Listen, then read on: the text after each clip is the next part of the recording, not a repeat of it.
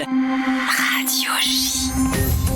Bonjour à toutes, bonjour à tous. Merci d'être toujours plus nombreux à suivre notre magazine Santé. Nous abordons rarement l'ophtalmologie dans cette émission, mais nous allons aujourd'hui réparer cette lacune, puisque nous avons l'honneur et le plaisir de recevoir le professeur Antoine Brézin, chef du service d'OPH de l'hôpital Cochin, auteur de l'ouvrage au titre explicite Comprendre et soigner ses yeux aux éditions du CERF, préfacé par le docteur Jean-Christophe Ruffin de l'Académie française. Nous allons avec lui partir à la découverte d'un organe fascinant dont il décrit avec clarté et rigueur l'action et les mécanismes et malheureusement parfois les dysfonctionnements et les maladies. Mais tout d'abord, c'est l'heure de notre entretien avec, bonsoir Dr Serge Rafal. Bonsoir Nicolas.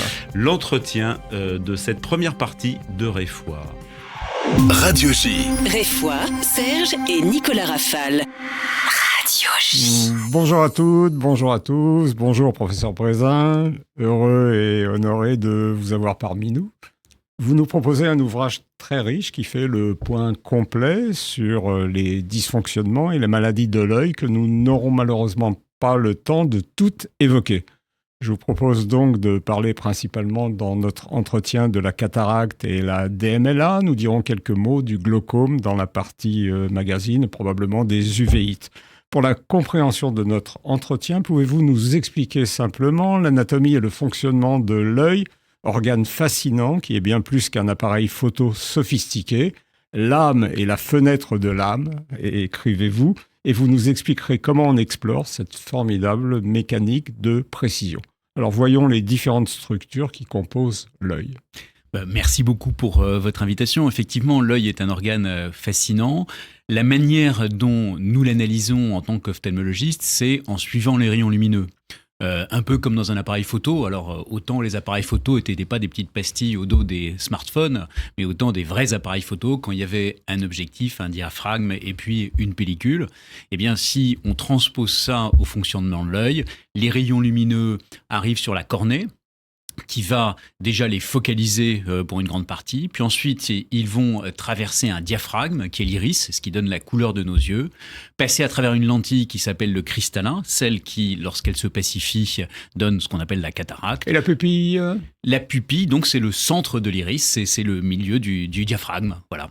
Et puis, donc, ensuite, les rayons lumineux traversent le cristallin, arrivent dans ce qu'on appelle le corps vitré, sur la rétine, le capteur, ce qui, dans les appareils photo numériques, est ce qu'on appelle le CCD, donc le capteur. Et puis, il y a des fils, en fait, des neurones qui partent ensuite dans le nerf optique pour aller vers le cerveau et transmettre l'information visuelle. Donc, c'est plus qu'un appareil photo. C'est bien plus qu'un appareil photo, c'est bien plus sophistiqué que tout ce qu'on peut concevoir aujourd'hui, fabriquer. C'est un organe merveilleux, mais c'est juste ce suivi des rayons lumineux, pour répondre à votre question, d'avant en arrière, où la lumière donc va pénétrer de l'extérieur vers l'intérieur du corps. Et puis, ce qui est fascinant dans cet organe, c'est sa transparence, c'est-à-dire que c'est le seul organe dont le médecin peut voir l'intérieur.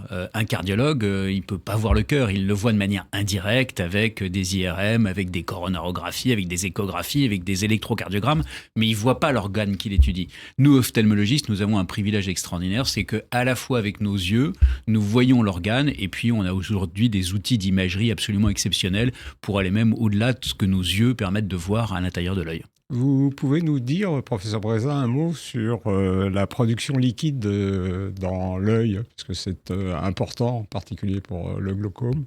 Alors absolument, donc l'œil, c'est une sphère, mais elle est remplie de quelque chose. Elle est remplie en avant du cristallin par ce qu'on appelle l'humeur aqueuse, et puis en arrière du cristallin par le corps vitré, qui est lui-même baigné par l'humeur aqueuse. Et les larmes, c'est de... Non, les larmes, c'est l'extérieur. Ça, c'est encore autre chose. Il y a une glande lacrymale principale, et puis des petites glandes accessoires qui fabriquent une chimie très compliquée, des larmes, mais on pourra y revenir tout à l'heure. Mais pour ce qui est de l'intérieur de l'œil, donc nous avons l'humeur aqueuse, et vous avez parlé tout à l'heure de pression, de glaucome. On est finalement dans un problème de plomberie.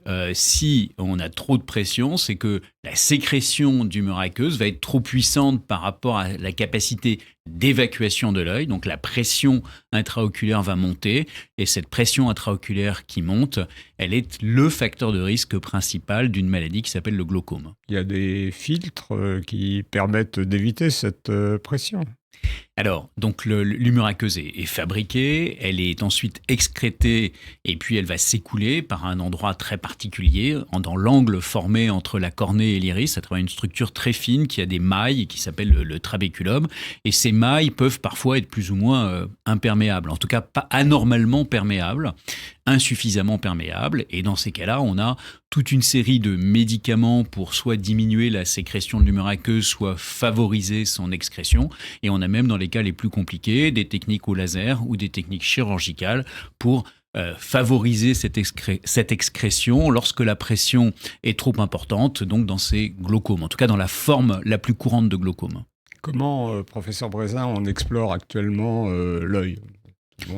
Alors ça, c'est une question qui est très vaste. Ça s'explore... Sur les pathologies qu'on va traiter aujourd'hui. Oui, alors. Quand on parle d'exploration de l'œil, en fait, on parle d'exploration de deux choses. On parle de la performance de l'œil et on mesure l'acuité visuelle. Vous avez tous fait ça un jour ou l'autre. Vous avez vu des grandes lettres. Et donc, on explore la fonction, donc par l'acuité visuelle, mais c'est pas le seul examen. On peut regarder la vision des couleurs. On peut regarder le champ visuel. Est-ce qu'on voit bien sur les côtés? Est-ce qu'on voit partout de manière satisfaisante, aussi bien donc dans le champ temporal vers les côtés à l'extérieur que dans le champ nasal, en supérieur, en inférieur. Dans le champ visuel, on cherche des trous, là, les scotomes, c'est ça? Exactement. Donc il y a une tache dans le champ visuel, un endroit qui est moins bien vu, ça s'appelle un scotome. Une des maladies qui donne ça, c'est donc le glaucome. Donc on explore, quand on explore donc l'ophtalmologie, l'ophtalmologie explore deux choses, d'une part la vision et puis d'autre part l'organe lui-même. Et là, l'organe, c'est bien, on explore d'avant en arrière, comme je vous l'ai décrit tout à l'heure, c'est-à-dire qu'on regarde la cornée d'abord, puis ensuite la chambre antérieure, l'iris, la pupille, le cristallin, le corps vitré, la rétine et le nerf optique, en tout cas la tête du nerf optique, ce qu'on voit, ce qu'il appelle la papille, puisque au-delà, derrière l'œil, eh bien là, il faut des moyens de neuroimagerie, c'est-à-dire des IRM ou des scanners, pour voir ce qui se passe derrière. On mesure la pression intraoculaire? On mesure parfaitement la pression intraoculaire. Une question qui revient souvent de la part des patients, c'est est-ce qu'il y a une corrélation entre l'hypertension artérielle et l'augmentation de la pression intraoculaire? Et donc la réponse est non, il n'y a pas de corrélation entre les deux. Si on a trop de pression intraoculaire, il faut vérifier d'abord si ce n'est pas un artefact de mesure, parce qu'il faut mesurer l'épaisseur de la cornée. Une cornée très épaisse peut donner une fausse pression intraoculaire élevée, et il faut à ce moment-là pondérer la mesure en fonction de l'épaisseur de la cornée. Et puis, donc on mesure cette pression. Si elle est trop élevée, il y a un risque de glaucome, et là on passe à des explorations du nerf optique pour vérifier que le nerf optique n'a pas souffert de cet excès de pression et qu'il n'y a pas eu d'un retentissement de cette souffrance sous forme d'un déficit du champ visuel. Parce qu'il peut souffrir de façon irréversible. Alors oui, ce que vous dites est tout à fait exact et important, c'est-à-dire qu'en matière de glaucome, en matière de conséquences d'une hyperpression intraoculaire non contrôlée, compliquée de ce qu'on appelle une neuropathie optique glaucomateuse, ce qui est perdu est perdu. Donc là, nos moyens d'action thérapeutique, ils visent non pas à revenir en arrière sur des dégâts déjà constitués, mais à arrêter qu'ils continuent à s'aggraver. Voilà, alors on reparlera du glaucome dans la deuxième partie de notre émission. On va d'abord aborder la cataracte, et finalement dont le traitement est surtout chirurgical, et vous expliquez dans votre livre que c'est quasiment l'intervention la plus pratiquée en France. C'est l'intervention la plus pratiquée en France, et c'est un miracle de la médecine, en tout cas de la chirurgie du XXIe siècle.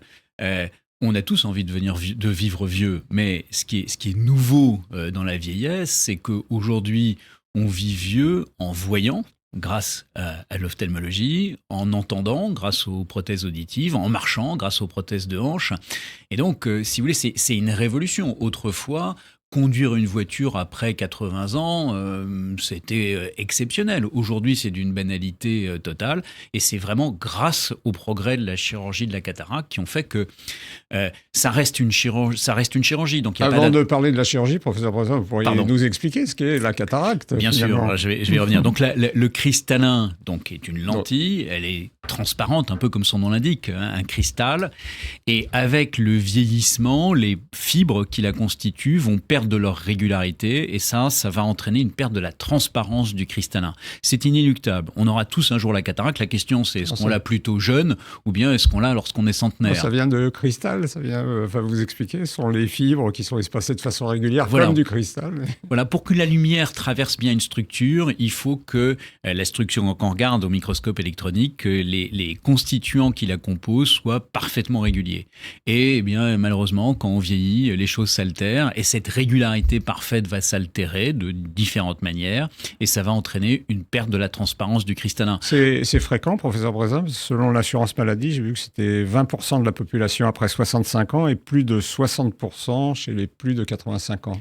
Alors, le problème, si vous voulez, c'est que c'est difficile de dire oui, non, on a la cataracte. C'est comme, pour répondre à une question que je pose souvent à mes patients, docteur, est-ce que vous avez la cataracte? Je dis, c'est un peu, est-ce que je suis vieux ou est-ce que je suis jeune? Quand je me regarde le matin dans la glace, je me trouve plutôt jeune. Mais si je regarde une photo de moi d'il y a 20 ans, je me rends compte que j'ai pris un coup. Et donc, le cristallin, il se passe la même chose. C'est-à-dire que inéluctablement, il perd progressivement sa transparence. Ce qui va compter, c'est le moment où cette perte de transparence va retentir sur la vision. Et les symptômes sont, quand je conduis la nuit, je suis très ébloui par les phares des voitures qui viennent en face de moi, parce que cette perte de régularité des fibres va faire que la lumière va être diffractée, donc les gens vont voir des auréoles autour de chaque source lumineuse la nuit, ou bien l'impression de manquer de lumière en permanence. Tout ça sont des symptômes en rapport avec la cataracte. Et donc, en fait, le moment qui va déclencher la décision chirurgicale, c'est la gêne, le retentissement sur la vision. Quelles sont les causes en dehors du vieillissement? Il y a d'autres facteurs qui interviennent? Oui, c'est une très bonne question. Alors, il y a des maladies. Quand on est diabétique, on a la cataracte un peu plus tôt que si on n'a pas. Il y a d'autres maladies qu'on appelle maladies métaboliques, c'est-à-dire des anomalies finalement de la manière dont de notre équilibre métabolique avec des déficits divers et variés qui peuvent favoriser la cataracte. Beaucoup nos gènes, notre génétique, c'est-à-dire qu'il y a des gens qui de manière familiale ont des cataractes plus jeunes que d'autres. En revanche, les facteurs environnementaux sont très débattus. Soleil intervient ou pas? Donc ce que je dis souvent en plaisantant, c'est que finalement, il n'est pas prouvé que les pêcheurs en Méditerranée aient des cataractes statistiquement beaucoup plus jeunes que les cadres de bureau de la Défense. Le tabac? Le tabac, c'est un facteur qui accélère la cataracte, mais le tabac, c'est presque tout, mais oui, c'est vrai aussi pour la chirurgie de la cataracte. Enfin, en tout cas, pour la cataracte, fumer est un facteur qui va favoriser une cataracte un peu plus précoce que si on n'a pas été fumeur. Certains médicaments, on parle de la cortisone? Tout à fait, vous avez raison, des médicaments, et en premier chef, la cortisone. Et d'ailleurs, faut se méfier parce que c'est pas forcément les corticoïdes pris de manière orale, mais moi j'ai vu des gens qui abusaient un peu des corticoïdes ou qui n'avaient pas le choix, qui, parce qu'ils étaient asthmatiques sévères, se faisaient donc régulièrement des inhalations de corticoïdes et ça entraînait des cataractes anormalement précoces. Il y a des moyens de freiner l'évolution de la cataracte. Longtemps, on disait que de la vitamine C pouvait être utile, les antioxydants. Vous êtes plus mitigé, je crois, dans votre livre. Non, malheureusement, chez l'homme, on n'a rien trouvé. En revanche, il y a des modèles animaux tout à fait étonnants où on déclenche des cataractes par un déficit enzymatique et ensuite on arrive à réparer la transparence du cristallin en corrigeant ce déficit enzymatique. Mais ce sont des modèles expérimentaux et je suis certain que je vais terminer ma carrière continuant à devoir opérer et probablement que les internes que j'ai formés continueront à opérer la cataracte et ça m'étonnerait qu'on ait un moyen médical de la traiter, en tout cas dans les prochaines décennies. Alors, on expliquait, j'ai dit tout à l'heure que c'était l'intervention la plus pratiquée en France, 800 000 interventions pour cataracte et 5 millions, je crois, en Europe. Alors, il y a eu de l'inflation, puisque les derniers chiffres sont qu'il y a plutôt eu 1 million de cataractes qui ont été effectuées en 2022 en France. Oui, un peu plus d'1 million. Alors, vous faites un historique dans votre ouvrage qui est amusant sur l'intervention chirurgicale. Il y a eu des progrès vraiment récente dans les années 70 et vous expliquez que l'arrivée du laser a vraiment transformé cette chirurgie. Alors pas tout à fait. D'abord, on va revenir sur la première partie de ce que vous venez de dire. L'historique, oui, on sait que depuis toujours, ou presque, on opérait la cataracte. On a des hiéroglyphes égyptiens qui décrivent l'intervention. À cette époque, on opérait quand les gens étaient complètement aveugles et on introduisait une petite tige dans l'œil et on faisait basculer le cristallin qui était opaque dans le corps vitré. Ça s'appelait la technique de la bascule. Elle est encore pratiquée, malheureusement, dans certaines régions extrêmement pauvres d'Afrique. Avec beaucoup de complications. Avec des complications épouvantables. Mais on faisait passer une vision nulle à une petite vision très très mauvaise, puisque non seulement ça donnait des complications terribles, mais en plus on ne corrigeait pas l'absence de cristallin. Puis il y a eu plein de progrès. Non, le laser a fait beaucoup rêver, et il y a encore des tas de patients qui pensent qu'on opère la cataracte au laser. Il y a eu un laser qui a été développé qui permettait de faire une toute petite partie de l'intervention, ce qu'on appelle le capsulorhexie, c'est-à-dire la découpe de la capsule du cristallin, mais finalement, ça n'apporte aucun avantage. Et ça reste une intervention où le chirurgien tient un instrument entre ses mains. Cet instrument, c'est ce qu'on appelle un phacoémulsificateur. C'est une petite sonde qui vibre, qui produit des ultrasons et qui va pulvériser le cristallin, le réduire en poudre. Et en même temps, on va aspirer ce qui est pulvérisé. Puis remplacer le cristallin, la lentille qui manque, par un implant. Et vous dites aucun implant ne remplace toutefois un cristallin normal. Il y a une règle, de manière générale, c'est qu'on fait jamais aussi bien que la nature. On fait jamais aussi bien que la nature, mais je vais corriger quand même, parce que on fait quand même des choses exceptionnelles. Notamment, quelqu'un qui était très astigmate. C'est-à-dire qu'il voyait de manière déformée, un peu comme les peintures de Modigliani avec ses personnages allongés. Alors ça, ça serait une forme caricaturale d'astigmatisme. Mais on peut corriger l'astigmatisme.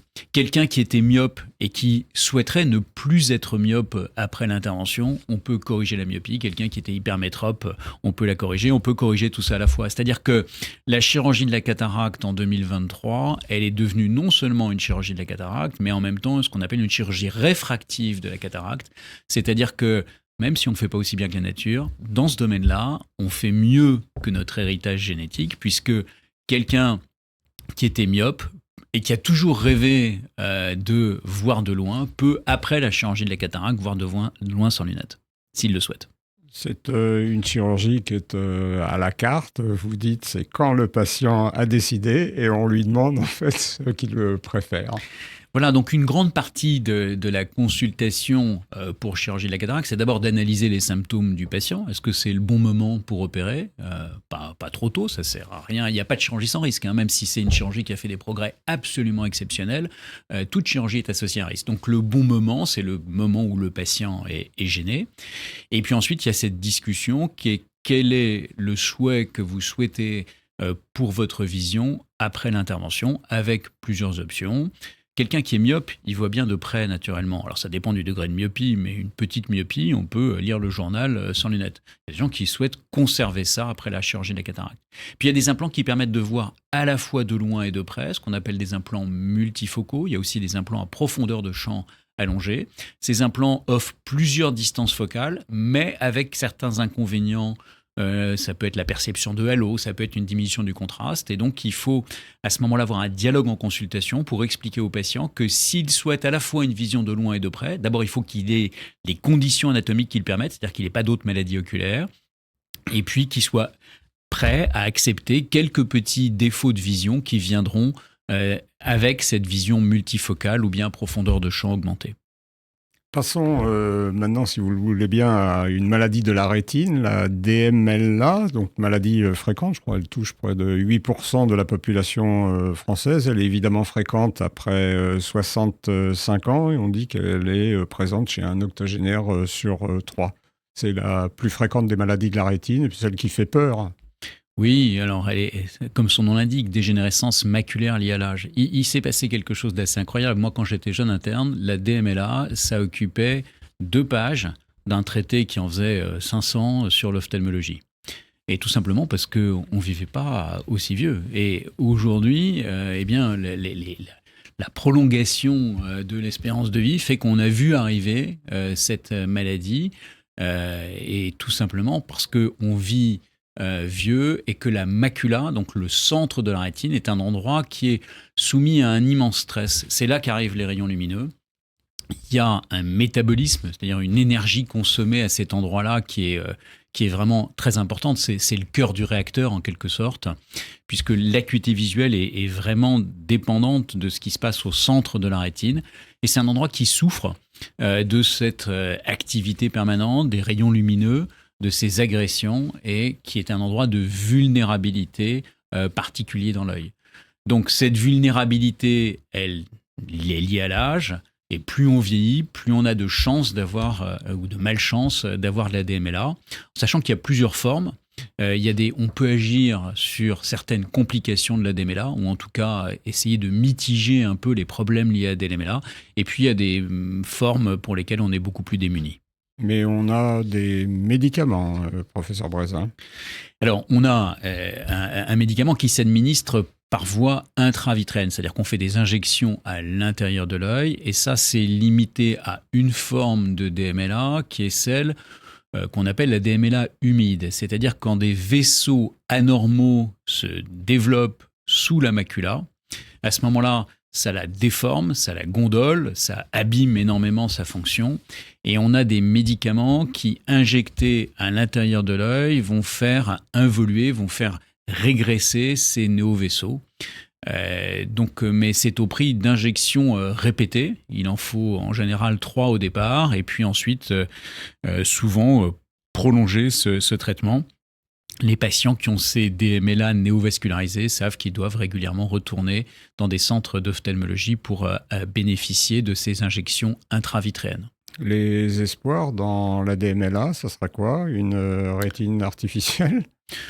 Alors la rétine artificielle, le problème n'est pas tellement de la construire, parce que des rétines artificielles, finalement, le capteur que vous avez sur l'appareil photo de votre téléphone, en quelque sorte, c'est une rétine artificielle. Le problème, c'est de l'implanter et puis ensuite de la faire communiquer avec le reste de l'organisme, en tout cas le nerf optique. Donc le problème, si vous voulez, donc la rétine artificielle pour le traitement de la DMLA,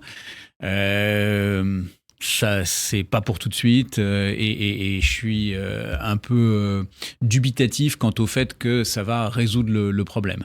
En revanche, je crois que ce qui va vraiment arriver et qui va améliorer considérablement le confort de vie des patients qui doivent avoir ces injections répétées, c'est d'avoir des produits à durée de vie beaucoup plus prolongée qui vont permettre de façon à pas multiplier les parce que injections. Revenir chaque mois pour se faire une, entre guillemets, piqûre dans l'œil, ça n'amuse personne. Et si on peut avoir des produits qui durent 3 mois, voire des petits réservoirs qui vont distiller ce produit au compte-gouttes pendant très longtemps, eh bien ça sera une énorme amélioration du confort de vie des patients qui sont atteints. Voilà, l'ophtalmologie, les progrès, un défi de santé publique, une bonne vue est une condition essentielle de la liberté. Professeur Brézin, je vous remercie. Je passe la parole à Nicolas. Et on se retrouve juste après une petite virgule, le temps d'aller chercher sa paire de lunettes, puisque pour bien écouter la radio, il faut les lunettes. À tout de suite sur Radio J. Radio J. Réfoy, Serge et Nicolas Rafal. Radio J.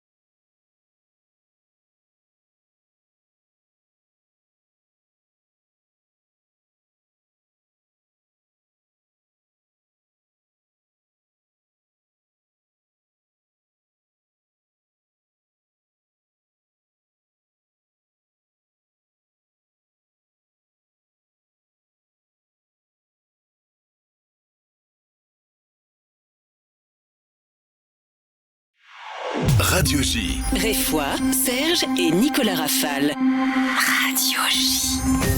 De retour dans Réfoy le Mag après une pause salutaire avec toujours en compagnie du professeur Antoine Brézin pour comprendre et soigner ses yeux aux éditions du Cerf avec une préface de Jean-Christophe Ruffin, le docteur Jean-Christophe Ruffin de l'Académie française que vous avez rencontré peut-être pour le livre, pour faire cette préface. Oui, bien sûr. Voilà. On a parlé alors de plusieurs maladies attenant à la sphère de l'œil. L'OPH, un défi de santé publique, une bonne vue, condition essentielle de la liberté. Et c'est une sorte de réintroduction pour notre partie du MAG, Oscar Wilde dans le portrait de Dorian Gray qui explique que le vrai mystère du monde réside dans le visible et non l'invisible. Donc on va tout mettre en œuvre dans cette deuxième partie pour conserver ce secret et donc la vue le plus longtemps possible. Avec peut-être une première question sur l'art, puisqu'on était dans la littérature, mais là je vous emmène du côté de l'art plastique, de l'art pictural. Alors, Claude Monet se fait opérer à l'âge de 83 ans sur les conseils de Clémenceau. Il se comporte comme un mauvais malade et avouera un degré limité de satisfaction. On sait qu'il était très pointilleux, pas pointilliste, mais pointilleux sur la luminosité et la lumière, gêné par une vision trop bleutée qu'on constate peut-être. Voilà, si on a l'œil, dans les Nymphéas de 1925 à l'Orangerie, est-ce que l'impressionnisme de Claude Monet serait une cataracte ? Alors, c'est une très bonne question et la réponse, c'est bien sûr non. Monet avait commencé l'impressionnisme bien avant d'être atteint de la cataracte. Mais ce qu'on voit dans la peinture de Monet, et d'ailleurs d'autres peintres qui ont eu la cataracte, c'est au fil des temps une perte des bleus. Le cristallin, dans une des formes de cataracte qu'on appelle la cataracte nucléaire, va jaunir. Et donc, il va filtrer de plus en plus les couleurs bleues. Et ce qu'on voit notamment dans certaines peintures du pont, du fameux pont japonais à Giverny, c'est que ça va se teinter un tout petit peu. Et puis donc, il se fait opérer de la cataracte. Alors, il faut dire que c'est pas les techniques de 2023. Ouais. Donc, on ne peut pas lui mettre d'implant. Donc, on enlève la cataracte. Puis, c'est des grandes incisions. Enfin bref, c'est pas du tout une chirurgie aussi belle qu'aujourd'hui. Et donc, il n'y a plus de filtre. Et donc, il voit extrêmement bleu. Et il voit bleu presque ultraviolet. Enfin, en tout cas, il voit très, très violet. Et donc, c'est ce que vous avez décrit il y a quelques instants, que les nymphéas qui sont exposés donc, dans cette salle du musée de l'Orangerie sont très, très bleus, très violets, et c'est la manière dont ils voient. Quand on opère des peintres, moi j'ai eu le privilège d'avoir de nombreux peintres qui m'ont confié leurs yeux. Pour certains d'entre eux, je peux, lorsque je vois leur catalogue, dire quelles ont été les peintures qui ont été faites avant et après leur chirurgie. Et il y a une question derrière tout ça qui est quelle est la vraie couleur ? Puisque finalement, on redonne, grâce à la chirurgie de la cataracte, la couleur qu'on avait des années auparavant. On peut choisir des cristallins artificiels, des implants de teintes différentes, mais en gros, on retrouve soit la couleur qu'on avait lorsqu'on était âgé de 10 ans, soit celle de 40, 50 ans. Et notamment, lorsqu'on a opéré un œil, mais pas encore l'autre, les patients ont une vision des couleurs qui est un petit peu différente entre l'œil opéré et l'œil pas opéré. Et la question que me posent les patients, particulièrement les artistes, c'est finalement, docteur, quelle est la vraie couleur ? Et pour moi, la vraie couleur, c'est celle de la manière dont on voyait les couleurs lorsqu'on était jeune, c'est-à-dire en ayant restauré la transparence la plus parfaite du cristallin avec ses implants modernes. Et puis peut-être que le spectateur ne voit pas les mêmes couleurs que l'artiste. Alors là, vous avez répondu sur la couleur et sur la forme. Dans l'impressionnisme de Monet, pourquoi pas ? Puisqu'on a parlé, là on revient à 1875, 73, 75, c'est flou. Ce sont des lavis, c'est-à-dire le lavis, c'est la couleur mélangée à de l'eau qui s'étale un peu comme un lavis, comme ça, étalé sur la forme. Alors, est-ce que c'est une cataracte aussi ? Alors, je trouve que chez Monet, c'est particulièrement difficile à analyser puisqu'on voit dans l'évolution de la peinture de Monet qu'il part de l'impressionnisme et puis ça devient presque un impressionnisme abstrait. Certains d'entre vous ont peut-être vu cette très belle exposition. Il y avait d'un côté des peintures de Monet et puis l'autre de Joan Mitchell, qui a une exposition qui a eu lieu, je crois, l'année dernière. Cette année encore. À la Fondation Vuitton et qui montre bien le passage finalement de l'impressionnisme à l'abstrait. Donc, je ne pense pas que ce soit la cataracte. Je pense que c'était une évolution globale de la peinture, mais particulièrement chez Monet à cette époque-là. Mais chez un autre peintre qui a eu des problèmes ophtalmologiques, qui est Degas.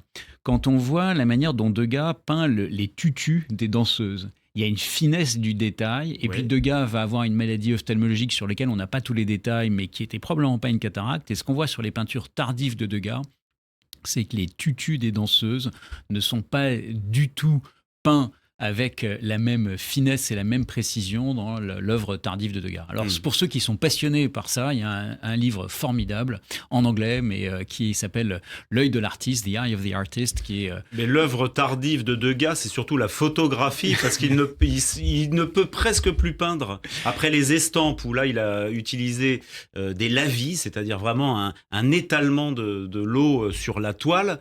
Il a fait bien sûr les jupons des danseuses, mais il terminera par la photographie parce que ses yeux le trahissent juste à la fin. Alors j'allais vous parler donc de cet ouvrage, Michael Marmor, qui est professeur d'ophtalmologie à l'université de Stanford en Californie, qui a écrit un livre magnifique sur ce sujet. Mais les questions que vous posez de notre discussion, elles montrent bien que l'ophtalmologie, au-delà d'être une discipline médicale, elle est au confluent de tout ce qui nous entoure. Finalement, quand on regarde la taille des panneaux, pour revenir à des choses beaucoup moins artistiques que la peinture, la taille des panneaux routiers sur une autoroute, mais un jour, Jean-Claude Decaux sera peut-être exposé à la Fondation Louis Vuitton, on ne sait pas. Mais la taille des panneaux routiers, par exemple, elle dépend tout à fait de nos performances ophtalmologiques. Vous parliez de l'astigmatisme dans la première partie de Modigliani. Alors bon, l'astigmatisme, c'est allongé car il n'y a pas de focalisation correcte. Un mot alors sur Botero. Est-ce que Botero, on pourrait parler de quel... C'est l'inverse. Ce sont des formes très très rondes, Botero. Alors heureusement, les artistes ont des libertés qui vont bien au-delà de ce que leur permettent leurs performances visuelles. Pour comprendre l'astigmatisme, une des explications que je donne souvent à mes patients, c'est celle de la comparaison entre un ballon de football et puis un ballon de rugby. Si on regarde la cornée, en gros, c'est comme si on avait coupé une calotte d'un ballon parfaitement sphérique, un ballon de football ou de basketball. Un œil astigmate, c'est comme si on avait coupé une calotte dans un ballon de rugby. Donc là, on voit bien que les deux méridiens qui constituent cette structure ne sont pas de même rayon. Et donc ça va déformer les rayons lumineux. Évidemment, la peinture de Modigliani n'était pas liée à un astigmatisme, du moins pas qu'on sache, mais c'était une vision du monde présentée par l'artiste. Il y a des maladies qui vont donner des astigmatismes très particuliers, extrêmes, qui vont devenir très très gênants. Une des maladies courantes, qui est assez courante, c'est ce qu'on appelle le kératocone, où la cornée va s'affaiblir, va se déformer, va donner des astigmatismes très au-delà des astigmatismes courants et très gênants, très handicapants, qui vont nécessiter des traitements chirurgicaux. Quelques pathologies qui touchent l'œil, bien sûr, et dont nous n'avons pas parlé dans cette première partie, mais que vous évoquez dans votre ouvrage, une hémorragie dans l'œil. Vous dites qu'il y a une discordance entre sa bénignité et l'inquiétude qu'elle suscite et qu'aucun traitement n'accélère le processus. Alors je vais moduler ce que vous venez de dire, parce que ce n'est pas une hémorragie dans l'œil, ça c'est une hémorragie sous-conjonctivale, c'est-à-dire dans le blanc de l'œil. Mais pour nous, ce n'est pas une hémorragie dans l'œil, c'est dans la tunique donc superficielle de l'œil. Mais pour le patient, il vient consulter parce qu'il a une hémorragie dans l'œil. Et bien sûr, d'ailleurs, les gens viennent nous dire plein de choses. Nous avons... un spécialiste des paupières qui va intervenir tout à l'heure, les gens arrivent en disant j'ai l'œil tout petit, mais en fait ils veulent dire qu'ils ont les paupières qui sont fermées, l'œil il n'a pas changé de taille. Donc il y a souvent une confusion entre ce qui est à l'extérieur de l'œil et puis ce qui est à l'intérieur de l'œil. Une hémorragie dans l'œil, ça c'est très grave. Une hémorragie à la surface de l'œil, sous la conjonctive, c'est d'une banalité extrême. Si vous frottez un peu violemment l'œil, si vous circulez en vélo et que vous prenez un petit traumatisme dans l'œil parce que vous n'avez pas porté de lunettes, ce qui est une mauvaise chose quand on fait du vélo un peu vite, eh bien, donc vous risquez... Vous dites que les patients sont irrités, pas que de l'œil, parce que vous prescrivez rien dans leur cas. Oui, j'ai plusieurs exemples. Si vous voulez, pour tous les gens qui sont sur scène, avoir une hémorragie sous-conjonctivale, c'est un drame. Moi, j'en ai eu une fois, tous les gens me posaient toute la question, mais qu'est-ce qui t'arrive? Oh là là, t'as l'œil rouge, est-ce que c'est grave? Donc c'est quelque chose qui frappe, les gens vont faire leur marché et tous les commerçants leur demandent oh là là, qu'est-ce qui vous est arrivé? Vous avez l'œil tout rouge. Alors que c'est une grande banalité, mais ça met un certain temps à se résorber. Bon, évidemment, il faut quand même, au-delà de la grande banalité, chez des gens qui prennent des anticoagulants et qui sont surdosés, ça peut être un signe. Et puis il y a des gens qui ont des hypertensions artérielles totalement non contrôlées. Là aussi, ça peut être un facteur favorisant. Mais le plus souvent, c'est d'une grande bénignité. Il faut se méfier aussi des corps étrangers. Vous avez parlé tout à l'heure de santé publique. Il y a un message de santé publique, c'est quand on fait du bricolage, il faut porter des lunettes de sécurité. Quand on ouvre une bouteille de champagne, il faut pas diriger la bouteille, même pour rire, vers quelqu'un qui est présent dans la pièce, parce que ça c'est je dirais presque le quotidien de nos urgences ophtalmologiques.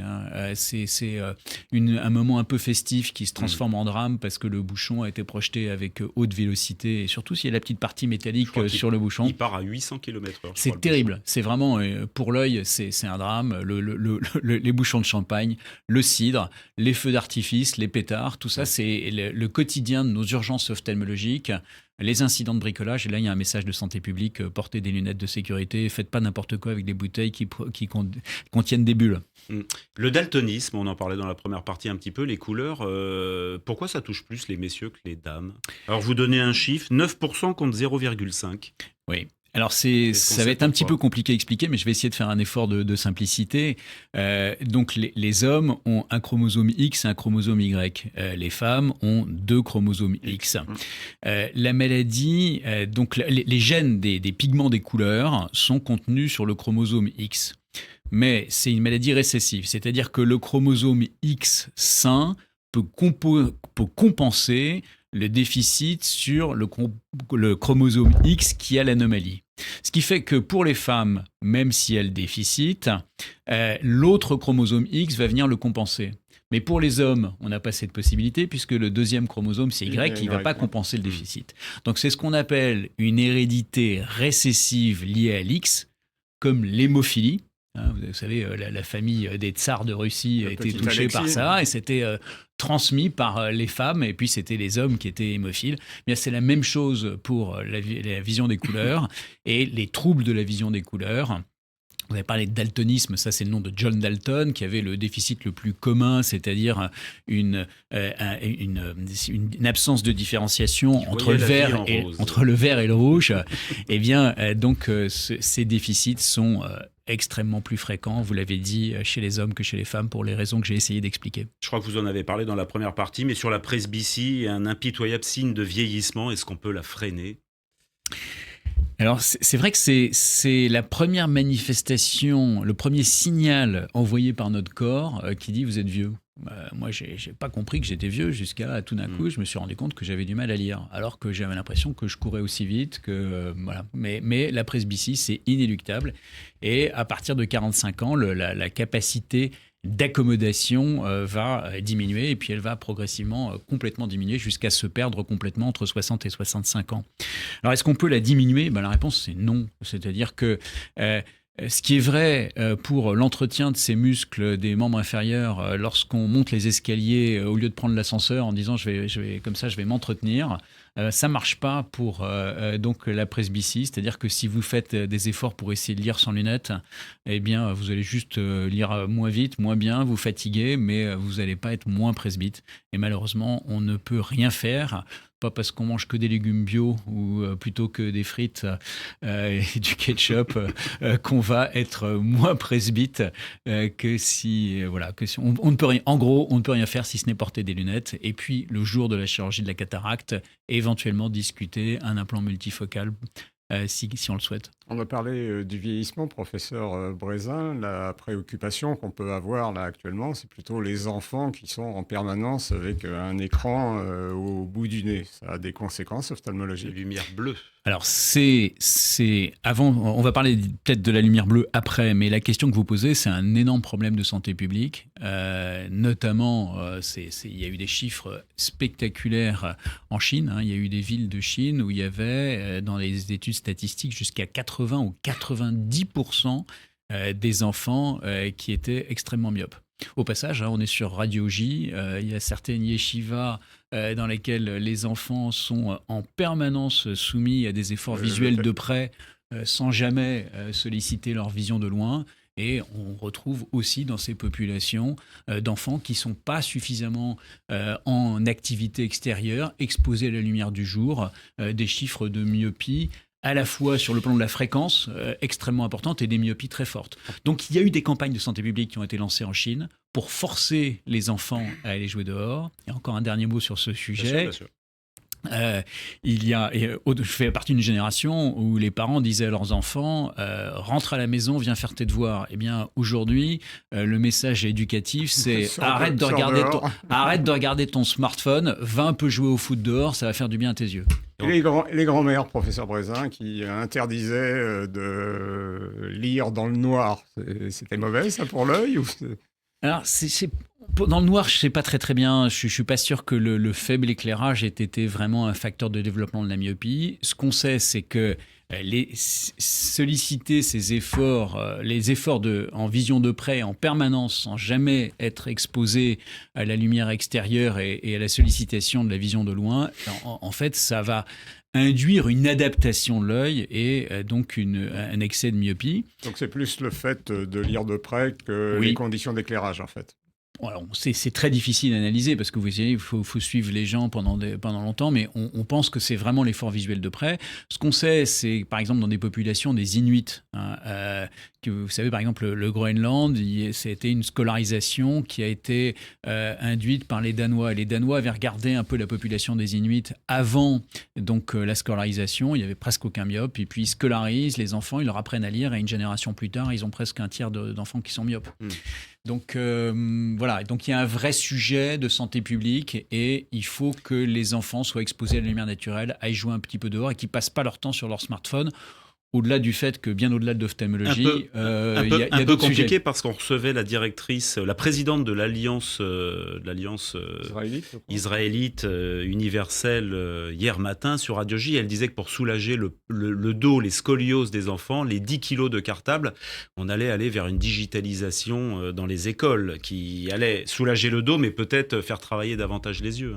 Oui, mais alors, la comparaison smartphone, feuille de papier, c'est pas vraiment là qu'est le problème. C'est plutôt le fait qu'il y a véritablement des enfants qui passent leur vie en regardant de près et qui ne regardent plus au loin. C'est-à-dire que tout est... et puis la journée, c'est pas la soirée, donc c'est vrai que c'est pas la même lumière. Alors, sur la lumière bleue, c'est un autre sujet. Ce qui est clair, c'est que la lumière naturelle de l'endormissement, celle du soleil couchant, c'est plutôt des tons orangés. Or, nos écrans numériques, ils sont plutôt dans le bleu. Et donc, si on a un biorhythme qui fait qu'on s'endort plutôt dans le jaune orangé, voire un peu rouge, c'est plutôt ça notre biorhythme. Ça explique qu'on ait perdu 1h30 de sommeil. Et les jeunes qui, au lit le soir, une fois que leurs parents ont fermé la porte de leur chambre, sont à nouveau sur leur smartphone avec des lumières bleues, eh bien, ils peuvent avoir des troubles de l'endormissement. Manquer de sommeil, et ce qui est un autre problème. Allez, on va parler de chirurgie esthétique et de paupières à présent, les paupières tombantes avec le docteur Vladimir Mitz. Vladimir, les déformations esthétiquement gênantes au niveau des paupières, les paupières supérieures tombantes. Racontez-nous un petit peu en quoi ça consiste, ce que ça représente. Nicolas, le regard, c'est la communication des uns avec les autres, et puis parfois c'est la désillusion sur soi-même. Parce qu'un vieillissement prématuré des paupières peut survenir de façon génétique. Il y a des êtres humains qui ont trop de peau qui se fabriquent au niveau de la paupière supérieure et on pourrait les comparer au store d'un magasin. C'est un magasin qui serait toujours fermé. Le store est toujours baissé. C'est un problème qui est très ancien parce qu'on a la description d'instruments de chirurgie pour opérer les paupières déjà datant de l'époque de Jésus-Christ. Et Avicenne est aussi quelqu'un qui a opéré des patients qui avaient des paupières trop lourdes. Donc c'est vous dire que ce problème a toujours existé. Mais il est devenu beaucoup plus important maintenant parce que, d'une part, il y a une pression sur l'esthétique personnelle, sur des normes de beauté, et puis d'autre part, il y a les problèmes du maquillage. Parce que pour se maquiller pour une femme, il faut qu'il y ait une surface maquillable au-dessus des cils. Et si la peau tombe par-dessus, le maquillage bave. Elle est donc enlaidie. Et donc il y a cette demande que l'on retrouve maintenant de façon extrêmement fréquente chez des hommes et aussi chez des femmes. Les hommes ne se maquillent pas, mais le fait d'avoir des paupières lourdes, quand ils vont dans des réunions, on leur dit « Qu'est-ce que t'as fait la nuit dernière? T'as mal dormi? Qu'est-ce que tu fais de ta vie? T'as pas honte ?» L'œil qui trahit. Et en fait, ils y peuvent rien parce que c'est une lourdeur génétique par accroissement de l'épaisseur de la peau, par une accumulation de graisse, notamment à la partie interne de la paupière supérieure, où une loge graisseuse qui augmente, et puis aussi par un mécanisme qui est très bien connu par les ophtalmos, qu'on appelle le ptosis. Alors, le ptosis, c'est quelque chose qui est très curieux. Le ptosis, c'est lié à un muscle qui est à l'intérieur de l'œil. c'est un muscle qu'on appelle le releveur de la paupière supérieure, comme un biceps qui fait plier le coude, et ce muscle redresse la paupière supérieure. Et chez certaines patientes, d'une façon unilatérale, parfois bilatérale, ce muscle est faible, et donc la paupière tombe. On ne peut pas voir la pièce de théâtre, le rideau est baissé. Et donc il faut des gestes chirurgicaux pour réparer tout cela. Et ces opérations des paupières ont fait des progrès immenses. D'ailleurs, les ophtalmos et les chirurgiens ont été un peu en compétition, chacun mettant en avant leur propre conception de l'esthétique des paupières supérieures. J'avoue que pour ma part, j'ai surtout appris avec des chirurgiens esthétiques aux États-Unis, et le secret que nous demandent les patientes pour opérer les paupières supérieures, c'est que je voudrais rester naturel. Je ne voudrais pas qu'on voie que j'ai été opéré. Et pour ça, il y a 2 façons de faire. Une façon très importante, moi je me bats pour cela, c'est que la cicatrice que l'on va créer à la paupière supérieure soit au moins 6 ou 7 mm au-dessus des cils pour donner une surface maquillable, et tous les collègues ne sont pas d'accord. Et d'autre part, il faut que la cicatrice déborde un petit peu le long de la paupière supérieure pour essayer de corriger un peu la lourdeur qu'on a sur les côtés, parce que sinon, on crée un œil rond. Et rien n'est pire pour une patiente que d'avoir un œil rond après ce qu'on appelle une blépharoplastie. Et nous devons lutter contre ça par des techniques opératoires qui sont appropriées. Des fois, on vous a souvent entendu ici, à ce micro, tenter d'expliquer qu'il faut parfois, en tant que praticien, freiner les ardeurs un peu démesurées des patientes et des patients sur leur désir en termes de chirurgie esthétique. Faire une petite touche esthétique qui concerne les paupières, là-dessus, vous y allez ou On est très prudent parce que parfois la beauté d'un regard tient aussi à cette lourdeur du regard. Regardez les Asiatiques, qui eux n'ont pas de plis au niveau de la paupière supérieure. Un grand nombre d'entre eux se font opérer parce qu'ils veulent avoir des paupières européennes, mais il y en a beaucoup aussi qui tiennent. Et moi j'ai vu encore ce matin en consultation une patiente asiatique qui avait des paupières très lourdes, et elle m'a dit « mais moi j'adore mes paupières, j'aime bien qu'elles soient lourdes comme ça me conforte dans ma présence raciale, je ne vois pas pourquoi, dans mon identité ». Et donc c'est vrai que vous avez raison, pour nous l'idée c'est d'écouter le patient, de voir qu'est-ce qui le motive, et puis de savoir dire non. Que ce soit ophtalmo, chirurgien ou médecin, l'art de dire non fait partie de la connaissance du chirurgien, du médecin, et c'est de bon augure pour l'avenir, parce que plus on dit non, meilleur on aura nos résultats. Alors là, vous avez parlé de la partie supérieure, la partie inférieure, les poches, les cernes, les valises. Qu'est-ce qu'on peut faire? Alors là, c'est une grande voyageuse. C'est une préoccupation qui devient extrêmement, comme on dit, prégnante. Pourquoi? C'est pareil, c'est génétique? Il y a d'une part, oui, il y a à peu près 50% de génétique. C'est-à-dire que tous les patients qui présentent des poches, hommes ou femmes, des poches sous les yeux, quand ils regardent leur père ou leur mère, ils vont retrouver à un certain âge la même apparence. Et pourquoi? En fait, c'est assez facile à comprendre. L'œil, c'est une boule de billard qui est assise sur un pouf de graisse. Et le muscle qui fait le tour de l'œil, qu'on appelle le muscle orbiculaire, il retient tout ce pouf. C'est lui qui en fait la force. Mais chez certaines patientes, un peu comme pour le ptosis, le muscle qui fait le tour de l'œil est faible. Un peu comme les muscles abdominaux. Au lieu que ce soit le ventre qui se mette en avant, là, c'est la graisse sur laquelle est assise l'œil qui pointe vers l'avant et qui crée ses poches. Mais qui dit poche, dit aussi qu'il y a une limite avec la joue. Et cette limite avec la joue, c'est ce qu'on appelle le cerne. Moi, j'avais trouvé l'idée d'appeler cela la vallée des larmes. Je suis très fier parce que j'avais trouvé cette expression, ça fait plus de 20 ans. Elle a été beaucoup reprise maintenant. Et c'est intéressant parce que quand un homme ou une femme pleure, les larmes coulent comme ça tout du long de ce cerne. Et donc, que nous demandent les patients? Plus de poche, et traitez-moi et guérissez-moi de la vallée des larmes parce que ça fait un creux. Il y a un troisième élément qu'il faut ajouter, que vous devez aussi bien connaître, je pense, c'est le problème de la coloration. Un certain nombre de patients, de façon génétique, et surtout pour des raisons raciales, ont une coloration qui est très foncée au niveau de leurs paupières, et elles nous demandent une correction. Bref, les poches et les cernes, ça s'opère. Dans certains cas, pour les cernes, on peut les combler avec des injections, mais à la limite, c'est pas si génial que ça, les injections. L'acide hyaluronique, au bout d'un moment, quand on l'injecte en profondeur, il remonte à la surface et il donne une coloration violacée. C'est moche. La deuxième technique que l'on utilise, c'est de faire des greffes de graisse, de sa propre graisse. On appelle ça des nanophages, des toutes petites cellules graisseuses que l'on injecte dans les cernes pour les combler. Mais notre corps, il est bizarre, il a toujours envie de rejeter vers l'extérieur ce qu'il n'aime pas. Et petit à petit, ces graines de graisse remontent à la surface et ça fait des petites boules. Et donc finalement, qu'est-ce qui reste? Il reste l'opération chirurgicale pour retendre ce muscle orbiculaire et enlever éventuellement un petit peu de peau, diminuer l'importance des poches pour rajeunir le regard. Et je dois dire que globalement, on a quand même des résultats formidables. On a des patientes qui sont heureuses pendant 15 à 20 ans. que ce soit ophtalmo ou chirurgien qui les opère. Professeur Antoine Brézin, juste en conclusion, on arrive au terme, merci Dr Vladimir Mitz, de cette émission. La gymnastique de l'œil, que faut-il faire alors pour mettre en place notre petite gymnastique, pour garder de bons yeux le plus longtemps possible? En résumé de cette émission.